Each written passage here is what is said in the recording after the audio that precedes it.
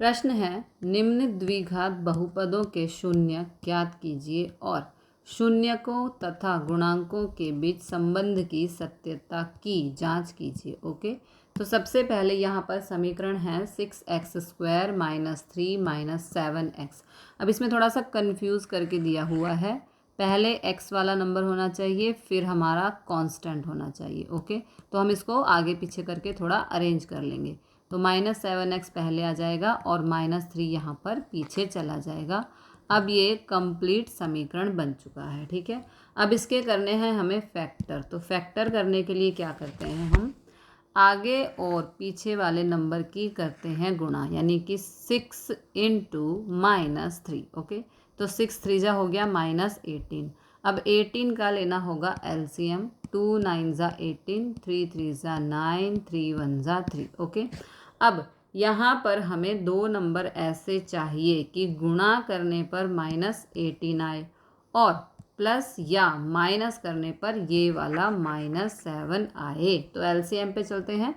3 3 ज़ा 9 और 2 को देखते हैं। ठीक है, तो ये देखो -9 × +2 कितना हो जाएगा, -18। ठीक है, और -9 + 2 यानी कि माइनस प्लस माइनस, और 9 में से 2 को माइनस करने पर हमें मिल गया -7। ठीक है, तो हमारे फैक्टर क्या आ गए, -9 और 2। ओके, अब आगे सॉल्व करेंगे। अब क्योंकि हमारे फैक्टर आ चुके हैं -9 और 2, तो यहाँ पर इनको हम फिल कर देंगे। ठीक है, अब इन दोनों में से कॉमन है 3x, ब्रैकेट में बचा 2x - 3। यहाँ पर भी सेम लिखेंगे। अब यहाँ से हम कुछ कॉमन नहीं ले सकते, इसलिए यहाँ पर +1।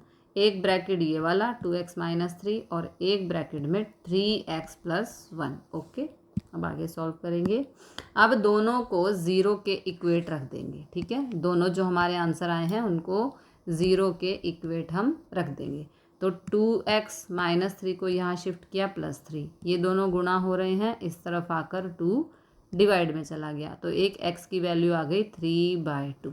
दूसरा +1 है, यहाँ आके -1, ये दोनों गुणा हो रहे हैं, इस तरफ आके भाग हो जाएगा, तो एक x की वैल्यू आ गई -1/3। ओके, अब एक बार हमें शून्यों का योग करना है, तो शून्यों का योग, शून्य है हमारे 3/2, योग यानी कि प्लस, तो ये प्लस, और दूसरा है -1/3। Okay, plus minus minus. अब यहाँ पे तिरछी और छेदों की गुणा, यानी कि 3 2 ज़ा 6, 3 3 ज़ा 9, ये माइनस है, 2 1 ज़ा 2, 9 - 2 इज़ 7, तो ये आ गया 7/6। इसको हम लिखेंगे, जब हम शून्यों का योग करते हैं तो फॉर्मूला होता है ये -7, क्योंकि देखो यहाँ पर जो हमारा समीकरण है x के साथ -7 है। ठीक है, इसलिए यहाँ पर ये -7 और ये वाला माइनस आया फार्मूले का, तो -x का गुणांक अपॉन में जो 6 है वो है x² का गुणांक। ओके,